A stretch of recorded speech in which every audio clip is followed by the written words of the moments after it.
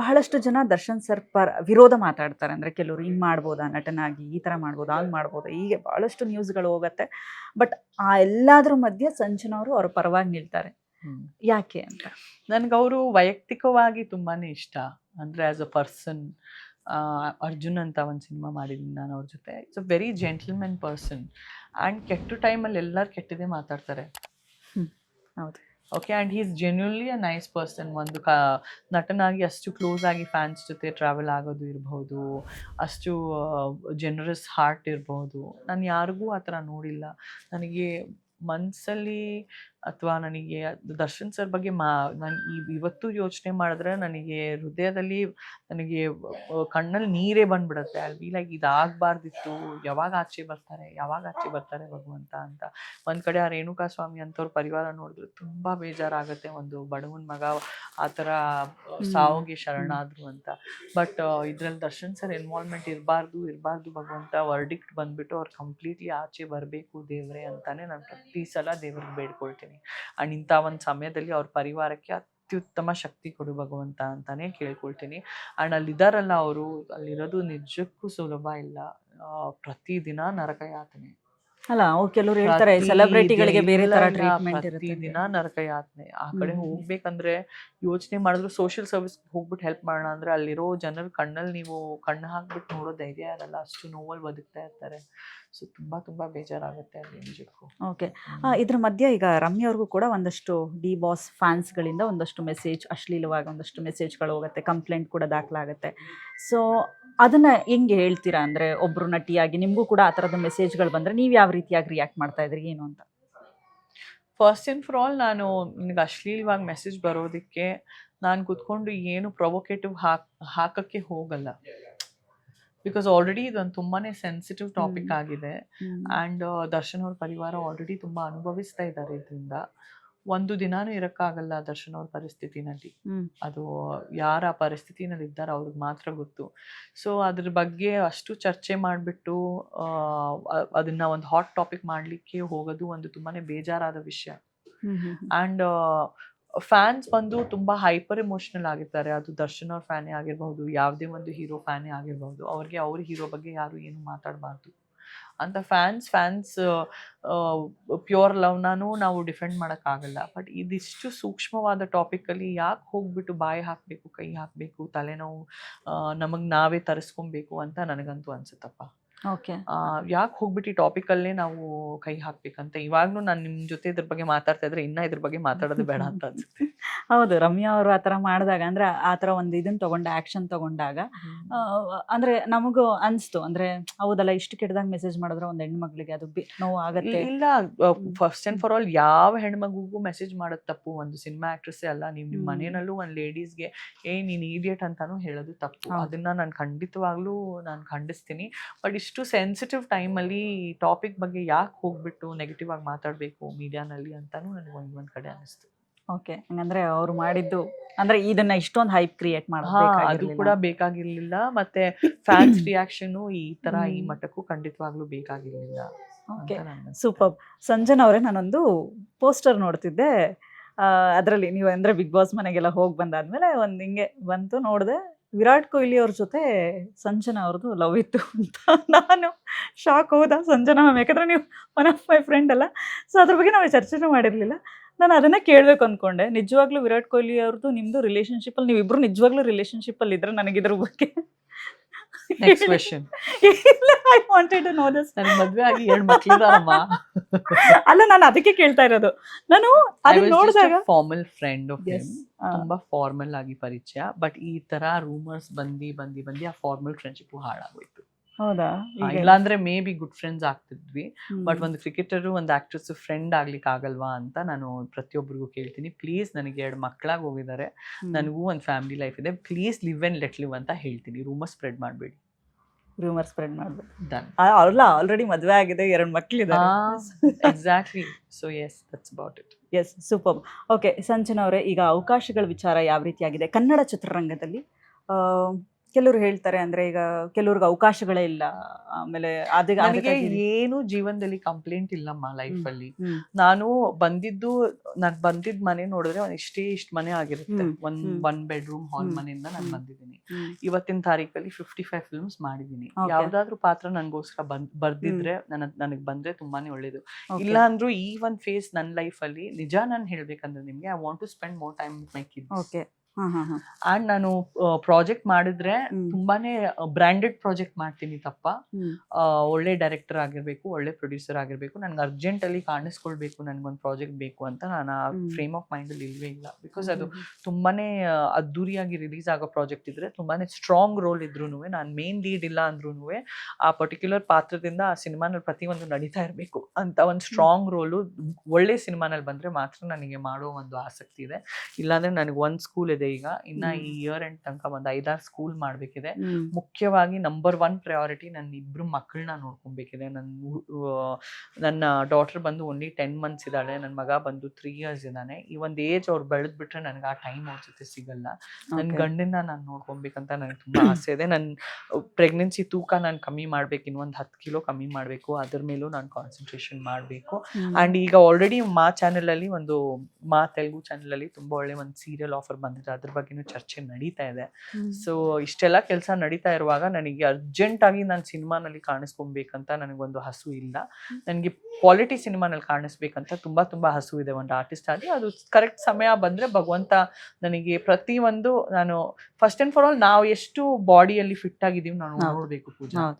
ನಾನು ನೋಡಕ್ ಬ್ಯೂಟಿಫುಲ್ ಆಗಿ ಕಾಣ್ತಾ ಇದ್ದೀನ, ನನ್ ಫಿಗರ್ ತರ ಕಾಣ್ತಾ ಇದೀನ, ರಿಟರ್ನ್ ಹೋದ್ರೆ ಬಂದ್ಲಪ್ಪ ಸಂಜನಾ ನೋಡಿ ಹಿಂಗ್ ಕಾಣಿಸ್ಬೇಕು ಇವ್ರ ವಯಸ್ಸಲ್ಲಿ ಅಂತ ಹೇಳ್ಬೇಕು ಜನ. ಸೊ ನಾನು ಅಷ್ಟು ಅಪ್ ಟು ದ ಮಾರ್ಕ್ ಇದೀನ ಅಂತ ನಾನು ನನ್ನೇನೆ ಪ್ರಿಪೇರ್ ಮಾಡ್ತಾ ಇದೀನಿ.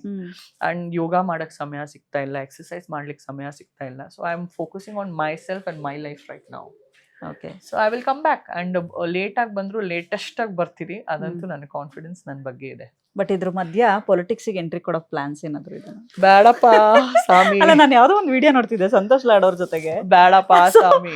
ಏನಾದ್ರು ಮತ್ತೆ ಸಂಜನಾ ಮೇಡಮ್ ಹೇಳ್ದೆ ಕೇಳದೆ ಪೊಲಿಟಿಕ್ಸ್ ಎಂಟ್ರಿ ಕೊಡ್ತಿದಾರ? ನನ್ಗೆ ಒಳ್ಳೆ ಕೆಲಸ ಮಾಡೋ ಒಂದು ನಿಜವಾಗ್ಲೂ ಇಂಟೆನ್ಷನ್ ಇದೆ.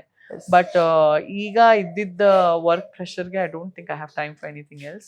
ಬಟ್ ನನಗೆ ತುಂಬಾ ಮಹಿಳೆಯವ್ರಿಗೆ ಸಹಾಯ ಮಾಡಬೇಕು ಅಂತ ಒಂದು ಇಂಟೆನ್ಷನ್ ಅಂತೂ ಖಂಡಿತವಾಗ್ಲೂ ಇದೆ. Politics not in this age of my ಲೈಫಲ್ಲಿ ನೋಡೋಣ ಏನ್ ಬರ್ದಿದೆ ಮುಂದೆ. ಬಟ್ ಬಂದ್ರೆ ಆಗೋ ಚಾನ್ಸಸ್ ಇದೆ ಅಂದ್ರೆ ಏನಾದ್ರು ಅಪ್ರೋಚ್ ಮಾಡಿದ್ರೆ ಎಸ್ಸು ಹೇಳಕ್ಕಾಗಲ್ಲ, ನೋನು ಹೇಳಕ್ಕಾಗಲ್ಲ. ವಿಲ್ ಸಿ, ನೋಡೋಣ. ಇದ್ರೆ ಖಂಡಿತವಾಗ್ಲೂ ಬೆಂಬಲ ನಮ್ ಕಡೆಯಿಂದ ಇದ್ದೇ ಇರುತ್ತೆ.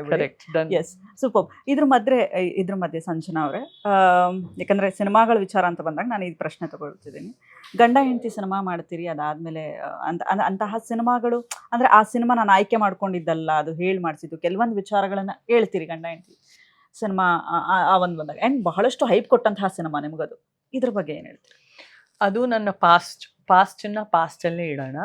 ಬಟ್ ನಾನು ಏನು ಹೇಳಲಿಕ್ಕೆ ಇಷ್ಟಪಡ್ತೀನಿ ಅಂದರೆ, ಹೊಸ ಹೆಣ್ಮಕ್ಳು ಯಾರು ಫಿಲ್ಮ್ ಇಂಡಸ್ಟ್ರಿಗೆ ಬರ್ತಾರೋ, ದಯವಿಟ್ಟು ನಿಮ್ಮ ಏಜ್ ಕಮ್ಮಿ ಇದ್ರೆ ನೀವು ಏನು ಮಾಡ್ತಾ ಇದ್ದೀರಾ ಅಥವಾ ನಿಮ್ಮ ಕೈಯಲ್ಲಿ ಏನು ಮಾಡಿಸ್ತಾ ಇದ್ದಾರೆ ಅಂತ ನಿಮಗೆ ಗೊತ್ತಾಗಲ್ಲ. ನಿಮಗೆ ನನ್ನ ಏಜಿಗೆ ಬಂದರೆ, ಇವಾಗ ಬಂದು ನಾನು 35 year old, ನಿಮಗೆ ಅರ್ಥ ಆಗುತ್ತೆ ನನ್ನ ಜೊತೆ ಏನು ನಡೀತು ಅಂತ, ಇದು ಯಾಕೆ ನಡೀತು ಅಂತ. ಬಟ್ ಅವಾಗ ತನಕ ನೀವು ಕೆಲವೊಂದು ಫಿಲ್ಮ್ಸ್ ಮಾಡಿರ್ತೀರಾ ಅಥವಾ ಮಾಡದೇ ಇರೋ ಫಿಲ್ಮ್ಸ್ ಮಾಡಿರ್ತೀರಾ. ನೀವು ಏನಾದರೂ ಒಂದು ಸೈನ್ ಮಾಡೋ ಮುಂಚೆ ಯಾರಾದರೂ ಇಂಡಸ್ಟ್ರಿನಲ್ಲಿ ತುಂಬ ಸೀನಿಯರ್ ಆಗಿರೋರು, ಜವಾಬ್ದಾರಿ ಇರೋರ ಜೊತೆ ಸಜೆಷನ್ಸ್ ತಗೊಳ್ಳಿ. ಮತ್ತು 20 years ಆಗಲಿ 25 years ಆಗಲಿ ಅದಾದಮೇಲೆ ನಾನು ಕುತ್ಕೊಂಡ್ಬಿಟ್ಟಿದ್ದು ನನ್ನ ಗಂಡನ ಜೊತೆ ನೋಡೋಕ್ಕಾಗತ್ತಾ, ನನ್ನ ಮಕ್ಕಳ ಜೊತೆ ನೋಡೋಕ್ಕಾಗತ್ತಾ, ನನಗೆ ಆವಾಗಲೂ ಇದ್ರ ಬಗ್ಗೆ ಹೆಮ್ಮೆಯಾಗಿ ಫೀಲ್ ಆಗುತ್ತಾ ಅಂತ ಪ್ರತಿಯೊಂದು ಯೋಚನೆ ಮಾಡಿ. ಮತ್ತು ಎಜುಕೇಷನ್ ಇಲ್ಲದೆ ಫಿಲ್ಮ್ ಇಂಡಸ್ಟ್ರಿಗೆ ಬರಬೇಡಿ. ಮತ್ತು ಇನ್ಸೆಕ್ಯೂರ್ ಆಗಿ ಅಯ್ಯೋ ನಾನು ಇದು ಸೈನ್ ಮಾಡಿಲ್ಲ ಅಂದರೆ ಬಹುಶಃ ಏನಾಗ್ಬೋದು ನನ್ನ ಫ್ಯೂಚರು, ನನಗೆ ಕೆಲಸ ಇರುತ್ತೋ ಇಲ್ವೋ ಅಂತ ಆ ಥರ ಎಲ್ಲ ಯೋಚನೆ ಮಾಡಬೇಡಿ. ಜೀವನದಲ್ಲಿ ಬೇರೆ ಬೇರೆ ಬೇರೆ ಬೇರೆ ರೀತಿಯ ಅವಕಾಶಗಳು ನಿಮಗೆ ಬಂದೇ ಬರುತ್ತೆ. ಈಗ ನಾನು ಬಂದು ನನ್ನ ಜೊತೆ ಇದು ನಡೀತು ಅದು ನಡೀತು, ಅವ್ರು ಇದು ಮಾಡಿದ್ರು ಇವ್ರು ಇದು ಮಾಡಿದ್ರು ಅಂತ ನಿಜಕ್ಕೂ ಯಾರಿಗೂ ಬ್ಲೇಮ್ ಮಾಡಲಿಕ್ಕೆ ನಾನು ಇಷ್ಟಪಡೋಕ್ಕಾಗಲ್ಲ. ಇದು ಒಂದು ಪಾಸ್ಟ್ ಚಾಪ್ಟರ್. ಬಟ್ ಬರೋ ಹೆಣ್ಮಕ್ಳು ಎಲ್ಲರೂ ಚೆನ್ನಾಗಿ ಎಜುಕೇಟ್ ಆಗಿಬಿಟ್ಟು ಆ್ಯಂಡ್ ಇಂಡಸ್ಟ್ರಿಗೆ ತಿರ್ಗಾ 16-17 year old ಅಷ್ಟು ಬೇಗ ಬರಬೇಡಿ. ದಯವಿಟ್ಟು ಒಂದು 25, 26, 27 years ಏಜಲ್ಲಿ ನಿಮ್ಮ ಫಸ್ಟ್ ಪ್ರಾಜೆಕ್ಟ್ ಮಾಡಲಿಕ್ಕೆ ಬನ್ನಿ. ಆವಾಗ ನಿಮಗೆ ಗೊತ್ತಿರುತ್ತೆ ನೀವು ಲೈಫಲ್ಲಿ ಏನು ಮಾಡ್ತಾಯಿದ್ದೀರಾ, ಯಾಕೆ ಮಾಡ್ತಾಯಿದ್ದೀರಾ, ಹೇಗೆ ಮಾಡ್ತಾಯಿದ್ದೀರಾ ಅಂತ. ಆ್ಯಂಡ್ ನಿಮ್ಮ ಫ್ಯೂಚರ್ ಅವಾಗ ಇನ್ನೂ ಜಾಸ್ತಿ ಬ್ರೈಟ್ ಇರುತ್ತೆ, ಬಿಕಾಸ್ ನಿಮಗೆ ತುಂಬ ಮೆಚೋರಿಟಿ ಇರುತ್ತೆ. ಎಲ್ಲ ಹೆಣ್ಮಕ್ಳಿಗೆ, ಎಲ್ಲ ತಾಯಿಗಳಿಗೆ ನಿಮಗೆ ನಾನು ಇದೇ ಸಜೆಷನ್ ಹೇಳಲಿಕ್ಕೆ ಇಷ್ಟಪಡ್ತೀನಿ. ಆ್ಯಂಡ್ ನೀವು ಯಾವಾಗಲೂ ಎಲ್ಲಾದರೂ ಒಂದು ವರ್ಕಿಗೆ ಹೋಗ್ತಾ ಇದ್ರೆ ಯಾವಾಗಲೂ ನಿಮ್ಮ ತಾಯಿ ಅಥವಾ ನಿಮ್ಮ ಮನೆಯಿಂದ ಒಬ್ಬರನ್ನ ಖಂಡಿತವಾಗ್ಲೂ ಯಾವಾಗಲೂ ಕರ್ಕೊಂಡು ಟ್ರಾವೆಲ್ ಮಾಡಿ. ನಮ್ಮ ಇಂಡಸ್ಟ್ರಿಯಲ್ಲಿ 100 ಜನ ಇದ್ದರೆ 100ರಲ್ಲಿ 99 ಜನ ಚೆನ್ನಾಗಿರ್ತಾರೆ. ಒಬ್ಬರು ಎಲ್ಲೋ ನಮ್ಮ ಇಂಡಸ್ಟ್ರಿ ಅವ್ರು ಆಗೇ ಇರಲ್ಲ ಅವರು, ಬಟ್ ಅವರು ನಾವು ಫಿಲ್ಮ್ ಇಂಡಸ್ಟ್ರಿಯಿಂದ ಅಂತ ಫಿಲ್ಮ್ ಇಂಡಸ್ಟ್ರಿ ಹೆಸರು ಹಾಳು ಮಾಡ್ತಾ ಇರ್ತಾರೆ. ಸೊ ಅವ್ರಿಗೆ ನೀವು ಬಲಿಪಶು ಆಗಬಾರ್ದು. ನಿಮ್ಮನ್ನ ಫಸ್ಟ್ ನೀವೇ ಕಾಪಾಡೋದು ಕಲಿಬೇಕು, ಅಷ್ಟು ಮೆಚೂರಿಟಿ ನಿಮಗಿರಬೇಕು. ಅದಾದಮೇಲೆ ಫಿಲ್ಮ್ ಇಂಡಸ್ಟ್ರಿಗೆ ಆರಾಮಾಗಿ ಬನ್ನಿ, ಓದ್ಕೊಂಡು ಕೈಯಲ್ಲಿ ಡಿಗ್ರಿ ಇಟ್ಕೊಂಡು ಬನ್ನಿ, ಸೆಲ್ಫ್ ರೆಸ್ಪೆಕ್ಟ್ ಜೊತೆ ಬನ್ನಿ. ನನಗೆ ಸಿನಿಮಾನಲ್ಲಿ ನಾನು ಹಿಟ್ ಆಗಿಲ್ಲ ಅಂದರೆ ನನ್ನ ಹತ್ರ ನನ್ನ ಡಿಗ್ರಿ ಇದೆ, ನಾನು ಹೋಗ್ಬಿಟ್ಟು ಕಾಲರ್ ಅಪ್ ಮಾಡಿ ಪ್ರೌಡಾಗಿ ಆಫೀಸ್ಗಳಲ್ಲಿ ಕೆಲಸ ಮಾಡಿ ನನ್ನ ಜೀವನ ಮಾಡ್ತೀನಿ ಅಂತ ಒಂದು ಮೆಂಟಾಲಿಟಿ ಜೊತೆ ಬನ್ನಿ. That so sweet and very good advice. ಅಂದರೆ ಚಿತ್ರರಂಗ ಅನ್ನುವಂಥದ್ದು ಹೆಣ್ಣು ಮಕ್ಕಳಿಗೆ ಸೇಫ್ ಅಲ್ಲ ಅನ್ಸುತ್ತೆ, ಯಾಕಂದ್ರೆ ಬಹಳಷ್ಟು ಜನ ತಂದೆ ತಾಯಿ ಹೆಣ್ಮಕ್ಳಿಗೆ ಎಲ್ಲೂ ಸೇಫ್ ಇಲ್ಲ. ದೇಶ ವಿದೇಶ ಪ್ರಪಂಚ, ನಮ್ಮ ಸಿನಿಮಾ ಇಂಡಸ್ಟ್ರಿ ಹೆಸರು ದಯವಿಟ್ಟು ಹಾಳು ಮಾಡಬೇಡಿ. ನಮ್ಮ ಸಿನಿಮಾ ಇಂಡಸ್ಟ್ರಿ ಆಕ್ಚುಲಿ ಜನ ತುಂಬಾ ಕೇರ್ಫುಲ್ ಆಗಿದ್ದಾರೆ, ಮತ್ತೆ ತುಂಬಾ ಗೌರವ ಕೊಡ್ತಾರೆ. ನನ್ನ ನೋಡಿ ಹಿಂಗ್ ಬೆಳೆಸಿದ್ದಾರೆ.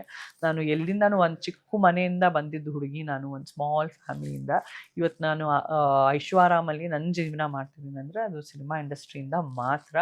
ಒಂದು ಲಕ್ಷ್ಮಿ ಸರಸ್ವತಿ ಎಲ್ಲ ಥರದ ವಿದ್ಯೆಗಳು ಇದ್ದಿದ್ದ ಇಂಡಸ್ಟ್ರಿ ಇದು. ಬಟ್ ನಾವು ನಮ್ಮನ್ನೇ ಹೇಗೆ ಕಾಪಾಡ್ಕೊಂಡು ನಡಿತೀವಿ ಪ್ರಪಂಚದಲ್ಲಿ, ಅದು ನಮ್ಮ ಮೇಲಿರುತ್ತೆ. ಟ್ರೂ. ಓಕೆ, ಸೊ ನಾವು ನಮ್ಮನ್ನ ಕಾಪಾಡೋ ಗೊತ್ತಿಲ್ಲ, ತುಂಬ ಚಿಕ್ಕ ಏಜಲ್ಲಿ ಇದ್ದೀವಿ, ನಾವು ಕೂತ್ಕೊಂಡು ಬೇರೆಯವ್ರಿಗೆ ಬ್ಲೇಮ್ ಮಾಡಿದ್ರೆ ಅದೆಲ್ಲೋ ಕಡೆ ನಮ್ಮ ತಪ್ಪಾಗತ್ತೆ, ನಮ್ಮ ಮನೆಯವ್ರ ತಪ್ಪು ಆಗಬಹುದು, ಗೊತ್ತಿಲ್ಲದೆ ಗೊತ್ತಿದ್ದು ಒಂದು ತಪ್ಪು ನಡಿಬಹುದು. So you have to handle your own life with your own terms and with your own safety. Okay, nice. Okay Sanjana ಅವರು, ಇನ್ನೊಂದು ವಿಚಾರ ಭಾಳ ಚರ್ಚೆ ಆಗುತ್ತೆ ಹೊರಗಡೆ, ಏನಂದರೆ ನಿಮ್ಮ ತಂಗಿ ಅಂದರೆ ನಿಖಿತಾ ಅವರು, ನೀವು ಚೆನ್ನಾಗಿಲ್ಲ, ಅವ್ರ ಮದುವೆಗೂ ಕೂಡ ಹೋಗಿಲ್ಲ, ಸಂಜನಾ ಮತ್ತು ನಿಖಿತಾ ಅವ್ರ ಮಧ್ಯೆ ಜಗಳ ಆಗಿದೆ, ಈ ಥರದ್ದೆಲ್ಲ ಒಂದಷ್ಟು ವಿಚಾರ ಬರುತ್ತೆ. ಹೌದಾ, ನಿಜವಾಗ್ಲೂ ಇಬ್ಬರ ಮಧ್ಯೆ ಜಗಳ ಎಲ್ಲ ತುಂಬಾ ಆರಾಮಾಗಿದ್ದೀವಿ. ನಿನ್ನೆ ಮೊನ್ನೆನೆ ಬಂದು ಹೋಗಿದ್ದಾರೆ. ನಿನ್ನೆ ನನ್ನ ಮಮ್ಮಿ ಬರ್ಡೇ ಆಗಿತ್ತು. ಓಕೆ. ಹಾ, ಬಿಗ್ ಬಾಸ್ ಅಲ್ಲಿ ಅವರೇ ವಿಶಸ್ ವಿಡಿಯೋಸ್ ಎಲ್ಲ ಕಳಿಸಿದ್ರಲ್ಲ. ಹೌದು, ಎಲ್ಲ ಪರ್ಫೆಕ್ಟ್ ಆಗಿದೆ. ನನ್ನ ಡೆಲಿವರಿ ಡೇಟು ಅವ್ರ ಮದುವೆ ಡೇಟ್ ಎಕ್ಸಾಕ್ಟ್ ಸೇಮ್. ಓಹೋ, ಅದೇ ಮದುವೆಗೆ ಹೋಗಿಲ್ಲ ಅನ್ನೋದೇ ಸುದ್ದಿ ಆಗಿದೆ. ಅದೇ ಎಕ್ಸಾಕ್ಟ್ ಸೇಮ್ ಡೇಟೇ ಆಗಿರುತ್ತೆ. ಓಕೆ. ಸೊ ಅವ್ರದ್ದು ಮುಹೂರ್ತ ನೈಟ್ 2:30 ಅಂದ್ರೆ ನನ್ನ ಮಗನ ಮುಹೂರ್ತ ಬೆಳಗ್ಗೆ 6:30. C-section ನನ್ನ ಮಗ. ಸೊ ನನ್ನ ಮಗನು ಮುಹೂರ್ತದ ಮಗು. So pregnant lady by road ಆದ್ರೂ ಹೇಗೆ ಹೋಗ್ತಾರೆ Bangalore to Chennai, by air ಆದ್ರೂ ಹೇಗೆ ಹೋಗ್ತಾರೆ, ಅಷ್ಟೇ ಆಗಿದ್ದು. ಅಂಡ್ ಕೆಲಸ ಇಲ್ದೇ ಇರೋರು ಬರೀ ನೆಗೆಟಿವೇ ಮಾತಾಡ್ತಾರೆ. ನಮಗ್ ಚೆನ್ನಾಗಿರಕ್ ಬಿಡಿ ದಯವಿಟ್ಟು. S, super. ಓಕೆ, ಇನ್ನು ಒಂದಷ್ಟು ವಿಚಾರಗಳ ಚರ್ಚೆ ಆಗುತ್ತೆ. ಏನಂತಂದ್ರೆ ಬಾಡಿ ಶೇಮಿಂಗ್ ಆಗೋದ್ರ ಬಗ್ಗೆ. ನಟಿಯರ ಮೇಲೂ ಕೂಡ ಅಷ್ಟೇ, ಏನು ಹಿಂಗಿದ್ಲು, ಊ ಥರ ಇದ್ಲು, ಹೂಕೋಸ್ ಥರ ಆಗ್ಬಿಡ್ಲಿ, ಹೀಗೆ ಭಾಳಷ್ಟು ಕಮೆಂಟ್ಸ್ಗಳನ್ನ ನೋಡ್ತಾ ಇರ್ತೀವಿ ನಾವು. ಕೆಲವರು ರಚಿತಾರಾಮ್ ಅವರು ಕೂಡ ಇದ್ರ ಬಗ್ಗೆ ರಿಯಾಕ್ಟ್ ಮಾಡಿದ್ರು ರೀಸೆಂಟಾಗಿ. ಸೊ ನೀವೇನು ಹೇಳ್ತೀರಾ, ಆ ಥರದ್ದು ಕಮೆಂಟ್ ಮಾಡೋರಿಗೆ ಏನು ಹೇಳ್ತೀರಾ? ಬದುಕಕ್ಕೆ ಬಿಡಿ ಅಂತ ನಾನು ಹೇಳಲಿಕ್ಕೆ ಇಷ್ಟಪಡ್ತೀನಿ. ಯಾರಾದರೂ ಒಂದು ನಟಿ ಆಗಿರ್ಬೋದು, ಹೆಣ್ಣಾಗಿರ್ಬೋದು, ಒಂದು ಗಂಡಸೇ ಆಗಿರ್ಬೋದು, ಎಲ್ಲರಿಗೂ ಬಾಡಿ ಶೇಮಿಂಗ್ ಆಗುತ್ತೆ, ಬರೀ ಲೇಡೀಸಿಗೆ ಆಗುತ್ತೆ ಅಂತ ಇಲ್ಲ.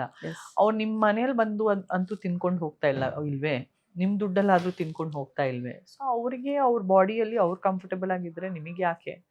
ಯಾರಾದರೂ ಇರಲಿ, ಅವ್ರು ದಪ್ಪ ಆಗಲಿ ಸಣ್ಣ ಆಗಲಿ, ನಿಮಗೆ ಯಾಕೆ? ಸೊ ಬಾಡಿ ಶೇಮಿಂಗ್ ಮಾಡೋದು ತುಂಬ ತಪ್ಪು. ಬಿಕಾಸ್ ಕೆಲವೊಬ್ರು ಜನರು ಅದನ್ನ ಮಾನಸಿಕವಾಗಿ ತಗೊಂಡ್ಬಿಟ್ಟು ಡಿಪ್ರೆಸ್ ಆಗಿ ಹೋಗ್ತಾರೆ. ಅಂಡ್ ಅವ್ರಿಗೆ ಏನ್ ಹೆಲ್ತ್ ಇಶ್ಯೂಸ್ ಇದೆ ಪ್ರತಿಯೊಬ್ಬರಿಗೆ ಅವ್ರ ಮನೆದು ಅವ್ರ ಹೆಲ್ತ್ದು ಅವ್ರಿಗೆ ಗೊತ್ತಿರುತ್ತೆ. ಸೊ ದಯವಿಟ್ಟು ಇದನ್ನ ನಾನು ಎಂಟರ್ಟೈನ್ ಮಾಡಲ್ಲ. ಬಾಡಿ ಶೇಮಿಂಗ್ ಅನ್ನೋದನ್ನ ನಾನು ಖಂಡಿಸ್ತೀನಿ. Okay, super. ಕೊನೆ ಪ್ರಶ್ನೆ, ಯಶ್ ಅವ್ರದ್ದು ಟಾಕ್ಸಿಕ್ ಇದನ್ನ ನೋಡ್ತೀರಿ, ರೀಲ್ನ ಮಾಡ್ತೀರಿ. ಸೊ ಬಹಳಷ್ಟು ಜನ ಏನಪ್ಪ ಇದು ಈ ಥರ ಮಾಡಿದ್ದಾರೆ ಯಶ್ ಅವರು ಅಂತ ಒಂದಷ್ಟು ಜನ ಇದು ಮಾಡ್ತಾರೆ. ಸೊ ನೀವು ಅದಕ್ಕೆ ರಿಯಾಕ್ಟ್ ಮಾಡಿದ್ರಿ ಪಾಸಿಟಿವ್ ಆಗಿ, ಈಗ ಹೇಳಿ ಏನು ಹೇಳ್ತೀರಾ ಅದ್ರ ಬಗ್ಗೆ? ಟಾಕ್ಸಿಕ್ ಚೆನ್ನಾಗಿದೆಯಲ್ಲ ಪ್ರೋಮೋ, ಜುಮ್ಮಂತ ಮೈ ಎಲ್ಲ ಕೂದಲೆಲ್ಲ ನಿಂತು ತುಂಬಾ ಹಿಂಗ್ ಮಾಡಿದಾರೆ. ಕಾಂಪಿಟೇಷನ್ ಹಂಗ ಆಗೋಗಿದೆ. KGF ಆದ್ಮೇಲೆ, ಪುಷ್ಪ ತರ ಮೂವೀಸ್ ಆದ್ಮೇಲೆ, ಕಲ್ಟ್ ಫಿಲ್ಮ್ಸ್.